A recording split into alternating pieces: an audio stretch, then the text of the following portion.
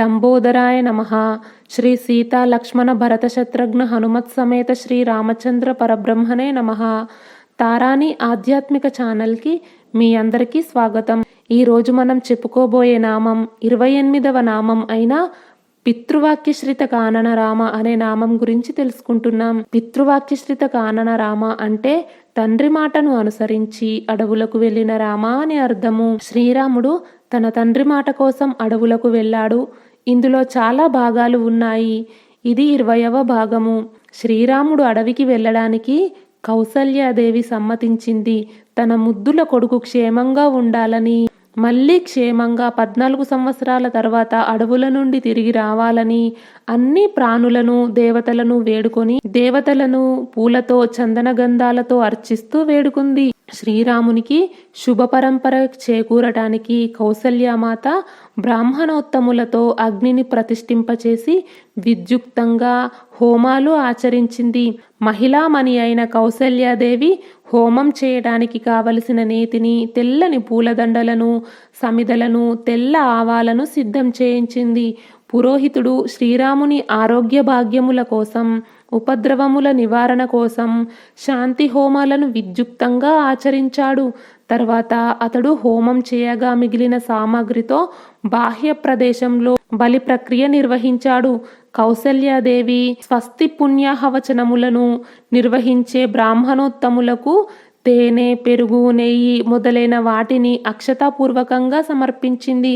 తర్వాత వారంతా శ్రీరామునికి వనంలో సర్వ విధాల శుభాలు కలగడానికి స్వస్తిపూర్వక వేదమంత్రాలను పఠించారు. తర్వాత రామజనని బ్రాహ్మణోత్తముడైన ఆ పురోహితునికి సంతృప్తికరంగా దక్షిణ తాంబూలాలను సమర్పించింది. తర్వాత ఆమె శ్రీరామునికి శుభాశిస్సులు పలికింది.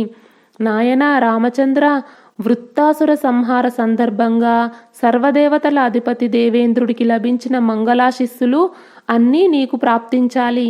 అమృతం తీసుకువచ్చే సమయంలో గరుత్మంతుడు వినతామాత నుండి పొందిన మంగళములన్నీ నీకు ప్రాప్తించాలి. అమృతం లభించడానికి దైత్యులను హతమార్చిన మహేంద్రునికి అతిథి ప్రసాదించిన మంగళములు అన్నీ నీకు ప్రాప్తించాలి. కుమారా, నా శ్రీరామ, 3 అడుగులతో భూమి ఆకాశాలను ఆక్రమించి బలిచక్రవర్తిని సుతలలోకానికి అధిపతి చేసిన మహా తేజస్వి అయిన శ్రీ మహావిష్ణువుకు అబ్బిన శుభాలన్నీ నీకు లభించాలి. ఓ మహాబాహు, ఋతువులు, సాగరములు, ద్వీపములు, వేదములు, సమస్త లోకములు, దశ దిశలు ఇవన్నీ నీకు శుభాలను ప్రసాదించాలి. విశాలమైన కన్నులు కలిగిన కౌసల్యాదేవి శ్రీరామునిపై అక్షింతలు ఉంచి ఇలా ఆశీర్వదించింది. శ్రీరామునికి గంధమాల్య మాలలను అలంకరించింది. సకల కార్య సిద్ధిప్రదమైన విశల్యకరణి అనే ఒక ఔషధంతో తన కొడుకుకి రక్షాబంధనం కట్టింది. సందర్భ శుద్ధిగా పవిత్ర మంత్రములను జపించింది. మనస్సులో ఎంతో దుఃఖం ఉన్నా కూడా దాన్ని కనబడనీయకుండా రాముని సంతోషం కోసం బయటికి సంతోషంగా ఆమె ఇలా పలికింది. శ్రీరాముని హృదయానికి ప్రేమతో హత్తుకుని, నాయనా, మంచి మనసుతో వెళ్ళి సుఖంగా తిరిగిరా అని ఆత్మీయంగా మాట్లాడింది. కుమారా రామ, వనవాసం తర్వాత మంచి ఆరోగ్య భాగ్యంతో సకలార్థ సిద్ధితో తప్పక అయోధ్యకి మరల వస్తావు. తర్వాత రాజ్యపాలన చేసే నిన్ను నేను చూడాలి. వనాల నుండి నీవు పున్నమి నాటి చంద్రునిలాగా తిరిగి వచ్చిన నిన్ను నేను చూడాలి. అప్పుడు నా దుఃఖములన్నీ నశించిపోతాయి. నాలో ఆనందం వెల్లివిరుస్తుంది. నాయనా, సరే వెళ్ళుము. వనముల నుండి తిరిగి వచ్చి శుభకరమైన వస్త్రములను ధరించి నా కోడలు సీతాదేవి మనోరథములు నెరవేర్చు. ఓ కుమారా రామ, నేను ఆరాధించిన శంకరుడు మొదలైన దేవతలు, మహర్షులు, భూతగణములు, నాగదేవతలను, సమస్త దిక్కులు వనాలకు వెళ్ళే నీకు మంచి చెయ్యాలి. కౌసల్యాదేవి ఈ విధంగా పలికి కన్నీళ్లతో విద్యుక్తంగా స్వస్తివచన కార్యక్రమములు పూర్తి చేసింది. తర్వాత శ్రీరామునికి ప్రదక్షిణా నమస్కారం చేసి పదే పదే తన కొడుకుని తన హృదయానికి హత్తుకుంది. అలా ప్రదక్షిణ చేసిన తన తల్లి కౌసల్యాదేవికి నిండు భక్తితో ప్రణమిల్లాడు రాముడు. ఆ తరువాత సహజంగా అందమైన రాముడు సీతాదేవి కడకు వెళ్ళాడు. ఆ తర్వాత శ్రీరామ దర్శనం కోసం వచ్చిన పౌరులతో కిక్కిరిసిపోయిన రాజమార్గంలో ఆ రాజకుమారుడు ప్రవేశించాడు. ఆయన రాకతో ఆ రాజవీధి అంతా శోభాయమానంగా విలసిల్లింది. తారుమారైన ఈ పరిస్థితుల్లో సద్గుణములు కలిగిన శ్రీరాముణ్ణి చూసి ప్రజలు ఎంతో మదనపడ్డారు. శ్రీరామ పట్టాభిషేకం కోసం ఉపవాసాది నియమాలు పాటిస్తూ ఉన్న విదేహ రాజకుమారి సీతాదేవికి యువరాజ్య పట్టాభిషేకం ఆగిపోవడం, అరణ్యవాసానికి 14 సంవత్సరాలు వెళ్ళడం ఏమీ తెలియదు. కాబట్టి ఆమె హృదయంలో పట్టాభిషేకం జరగబోతున్నదని భావిస్తుంది. పట్టాభిషేక మహోత్సవానికి సంబంధించిన కార్యములను, రాజధర్మములను బాగా తెలిసిన సీతాదేవి శ్రద్ధతో స్వయంగా దేవతారాధన పూర్తి చేసి తన భర్త రాక కోసం సంతోషంగా ఎదురు చూస్తుంది. ఇంతలోనే శ్రీరాముడు రానే వచ్చాడు. ఆ భవనం చక్కగా అలంకరించబడింది. శ్రీరాముడు తన మందిరంలోకి ప్రవేశించాడు. అక్కడ చేరిన జనాలందరూ సంతోషంగా మురిసిపోతున్నారు. శ్రీరాముడి ముఖంలో సిగ్గుతో కొంచెం మార్పు వచ్చింది.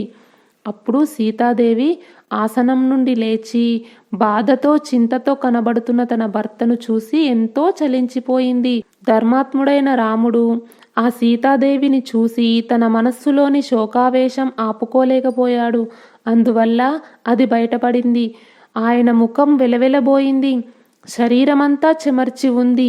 చేతికందిన రాజ్యాభిషేకం, చేజారిపోయిన విషయం, తన వనవాస విషయం సంగతిని సీతకు ఎలా చెప్పాలి అని ఎన్నో విధాలుగా ఆలోచిస్తూ అతను దుఃఖాన్ని నిగ్రహించుకోలేకపోయాడు.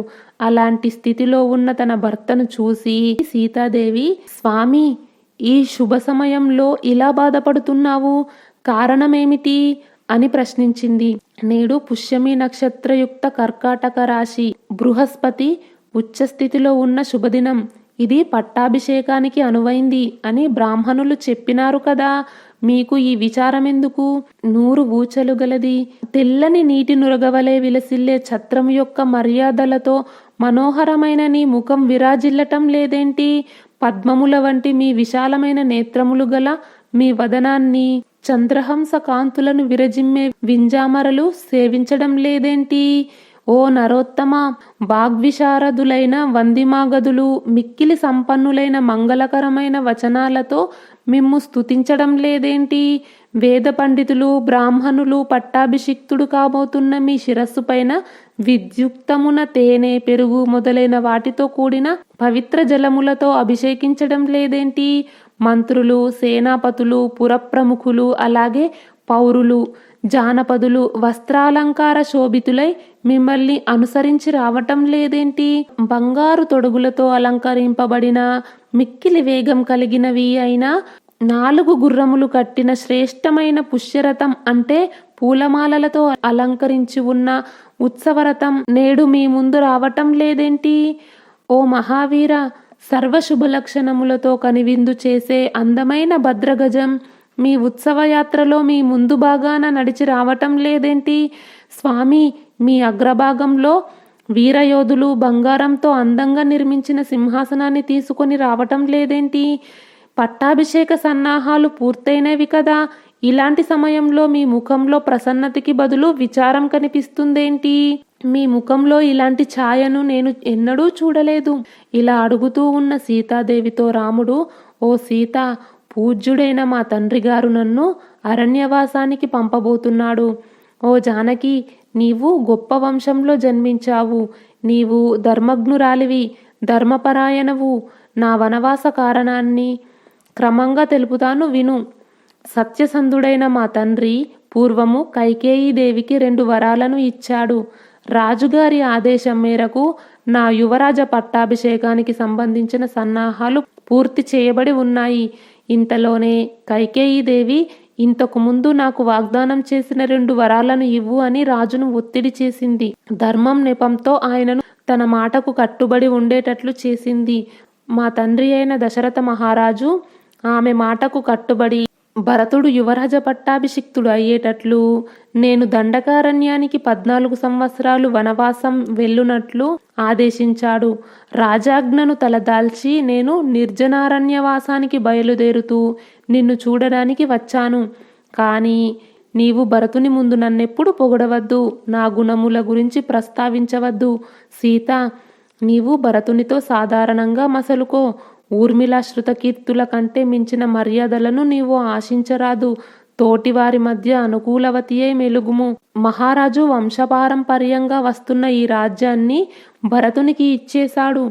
విశేషించి మహారాజు గారి పట్ల ఆదరంతో ప్రవర్తించు నేను మాత్రం మా తండ్రి గారి ప్రతిజ్ఞని త్రికరణ శుద్ధిగా పాటిస్తూ నేడే అడవులకు వెళ్ళబోతున్నాను. నీవు నాయందే అనురాగం కలిగి దృఢమైన మనస్సుతో ఓపికతో ఉండు. పరమ పవిత్రమైన ఓ కళ్యాణి, నేను మునులతో విలసిల్లే వనాలకు వెళ్ళిన తర్వాత నీవు వ్రతాలు, ఉపవాసాలు, నియమాలు ఆచరిస్తూ మసలుకో.